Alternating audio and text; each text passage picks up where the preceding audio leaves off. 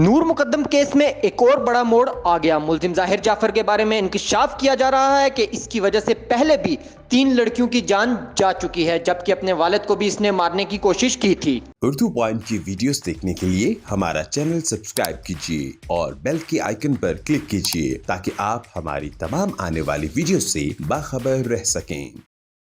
इस वक्त हम मौजूद हैं इस्लामाबाद में। नाजरीन, नूर मुकद्दम के हवाले से जो है उसका जो मुल्जिम है ज़ाहिर जाफ़र, उसके हवाले से रोज़ बरोज़ नए इंकशाफात हो रहे हैं।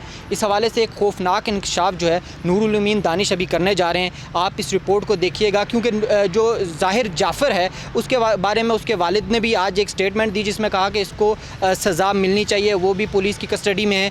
क्या इंकशाफ है, वो क्या बात है जो इस वक्त सबसे पहले आप उर्दू पॉइंट पर देख और सुन सकते हैं। अस्सलाम वालेकुम। वालेकुम सलाम।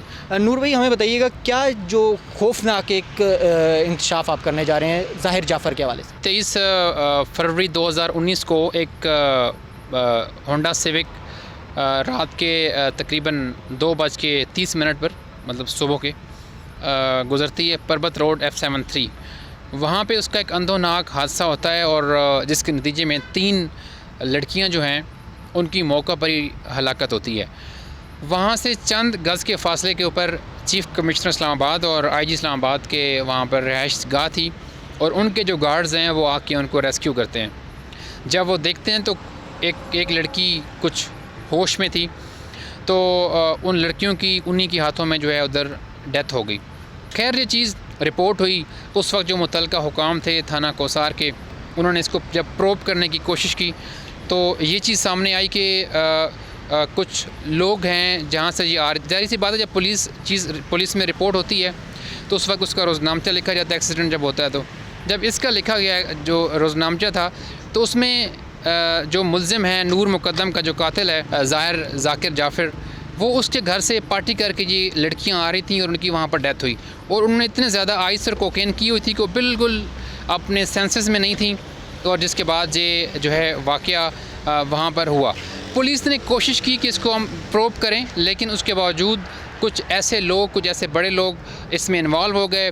कुछ उस वक्त रावलपिंडी में एक बड़े अफसर थे DIG रैंक के, उनकी जानिब से दबाव आया वहाँ पे मुतल्लिका पुलिस पे, और एक बड़े जज साहब थे, उनके भाई भी इस केस में इन्वॉल्व हो गए, और इससे भी बड़े लोग उन लड़कियों के लिए वहाँ पर जमा हो गए। एक अदाकारा थी, उनकी बहन भी इस वाक़े में उनकी भी हलाकत हुई थी।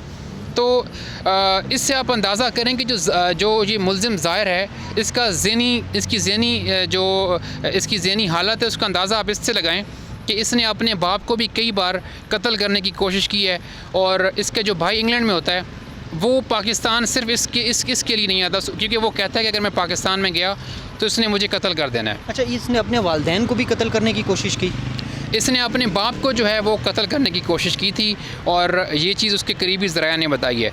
उसके अलावा इसकी ये कोई एक वाक़या नहीं है, इसकी और भी इस तरह के कई टॉर्चर के केसेस हैं, और इसके जो घर वाले थे वो बरतानिया में तंग आ चुके थे इससे कि रोज़ ये किससे लड़ाई करके आ जाता था, और इस तरह के इसके काफ़ी ज़्यादा मामला थे। और बड़ी हैरत अंगेज़ चीज़ कि इसको खुद अपनी ज़हनी ट्रीटमेंट की ज़रूरत थी, और ये वहाँ पे जो थेरेपी वक्त सेंटर की एक थी, वहाँ पर ये जाके लोगों को लेक्चर देता था कि आप किस तरह से इस तरह की जो सिचुएशंस हैं उसके ऊपर आप किस तरह उसको ओवरकम कर सकते हैं। अच्छा नूर, आप बता रहे हैं कि DIG इन्वॉल्व हुए उस केस में, जज इन्वॉल्व हुए, यानी मुल्ज़िम इतना बासर है, तो क्या ऐसा हम समझ सकते हैं कि इस केस में भी दबाव जो है पुलिस के ऊपर खासा है?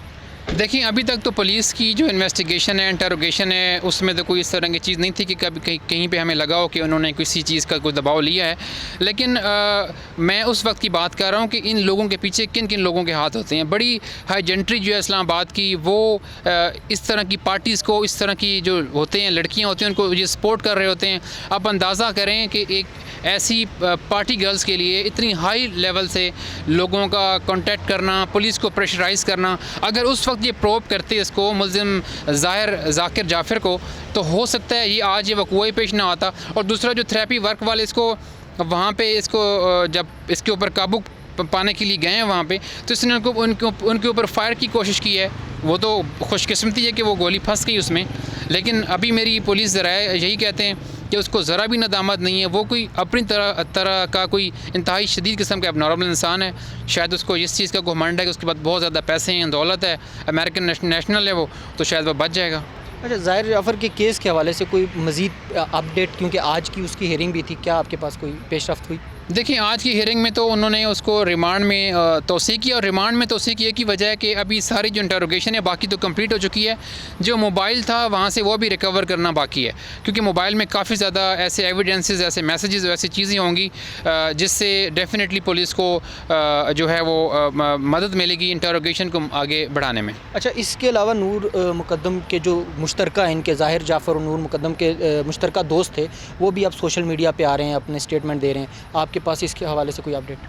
देखें, वो भी जो ये मुल्ज़िम ज़ाहिर है उसकी हरकत को बताते हैं। जैसे एक लड़की ने कल एक इंस्टा पे एक स्टेटस अपडेट किया, उसमें उसने इसके वर्गर किस्म के मैसेजेस थे वो पोस्ट किए, उसके थोड़ी देर के बाद उसने डिलीट कर दिए, कि उससे इसकी ज़हनी कैफियत का अंदाज़ा लगाएं कि ये इंतहाई मेंटली सिक और मेंटली इल बंदा था, और जिसका यही काम था लोगों को टॉर्चर करना और इस तरह के मामलात में। इस्लामाबाद में इसका बड़ा नाम था।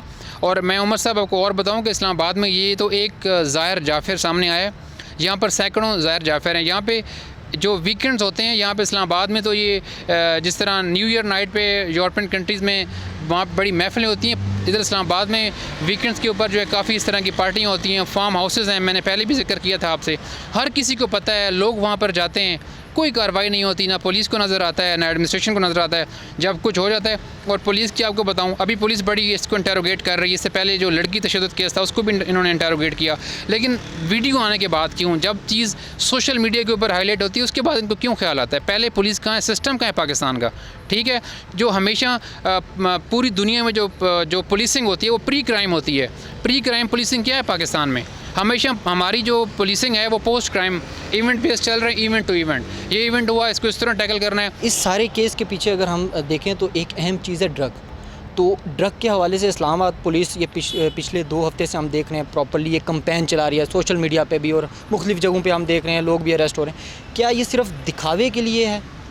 देखिए, डेफिनेटली अगर ये चाहें तो इनको कैसे नहीं पता कि इस्लामाबाद में जो ड्रग्स हैं मोस्टली, ये जो चर्स है, इस तरह की जो लो क्लास की जो नशे हैं, वो डोरे गांव है यहाँ पर, वहाँ पर जाएं, ये ऑपरेशन करें और सारा इस्लामाबाद में चर्स की सप्लाई जो है वो उसने ज़ीरो हो जाना है। उसके अलावा जो मॉडर्न नशे हैं वो आपको ये जो आपके पोस्ट सेक्टर्स हैं वहाँ से मिलते हैं, बासानी दस्तयाब हैं। आप किसी भी वक्त आप ऑनलाइन, इवन आप ऑनलाइन भी अपने घर पे आप यहाँ पर मौजूद हैं, यहाँ पे आप ऑर्डर करें, आपको यहीं पर वो आपको प्रोवाइड करेंगे। तो बिल्कुल भी ये चीज़ें सारी जो है ना सोशल मीडिया तक महदूद हैं, ट्विटर तक महदूद हैं। बस 5-10 हज़ार रीट्वीट्स हो जाएं तो ये उनका जो है पुलिस का काम मुकम्मल हो जाता है। मैं ये नहीं कहता पुलिस की कुर्बानियाँ भी हैं, वो काम भी कर रहे हैं, लेकिन उनको किसी डायरेक्शन में काम करना चाहिए। वो इवेंट बेस क्यों हो रहे हैं कि I-8 में एक हादसा हुआ है तो उसके पीछे भाग पड़ेंगे, I-10 में हुआ है तो उसके पीछे भाग पड़ेंगे। इस्लामाबाद की जो पुलिस है, इसमें जो ऑफिसर्स होते हैं उनकी पुलिसिंग इस्लामाबाद की थोड़ी डिफरेंट है पंजाब और सिंध से। यहाँ पे जो ऑफिसर्स होते हैं उनके ऊपर डिफरेंट तरह के प्रेशर्स होते हैं। यहाँ पर आपको पता है बड़े बड़े मगरमच्छ रहते हैं, वो प्रेशराइज़ करते हैं। अगर कोई एक ऑफिसर इंडिविजुअली सिस्टम को चेंज करने की कोशिश भी करता है तो वो कर नहीं पाता, क्योंकि उसके पीछे ऐसे जगहों से उसको कॉल्स आती हैं, सिफारिशें आती हैं। वो 2 महीने, 1.5 महीने, 15 दिन, 20 दिन के बाद इतना फेडअप होता है कि वो कहता है जैसा चल रहा है बस ऐसे ही चलने दें। जी बहुत शुक्रिया नूरुल अमीन दानिश, आपने हमें वक्त भी दिया। और इसके अलावा हम आपको बताते चलें कि इससे पहले हम लोगों ने इस चीज़ पर जब बात की नशे के हवाले से, ड्रग्स के हवाले से, तो हमारे जो व्यूअर्स हैं उनकी तरफ से एक सवाल उठाया गया कि इस केस का नशे के साथ क्या ताल्लुक़ है। आज की जो ये स्टोरी है ये चीज़ बता रही है, आज से 2 से 3 साल कबल जो वाक़या हुआ उसमें भी ज़ाहिर जाफ़र जो है वो इनडायरेक्टली जो है इन्वॉल्व था। और अगर पुलिस चाहे तो शहर इक़्तिदार से ड्रग का मुकम्मल ख़ात्मा कर सकती है अगर वो ट्विटर और सोशल मीडिया प्लेटफॉर्म से आगे बढ़े और फिज़िकल जो है काम करे। उमर जंजुआ को दीजिए इजाज़त और देखते रहिए उर्दू पॉइंट।